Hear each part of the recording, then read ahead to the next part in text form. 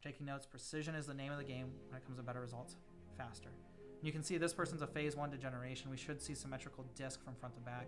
That's kind of hard to see on the camera. I'll probably pop up an image here where this disc is pressing back into the spinal cord and nerves. That's going to reduce its function.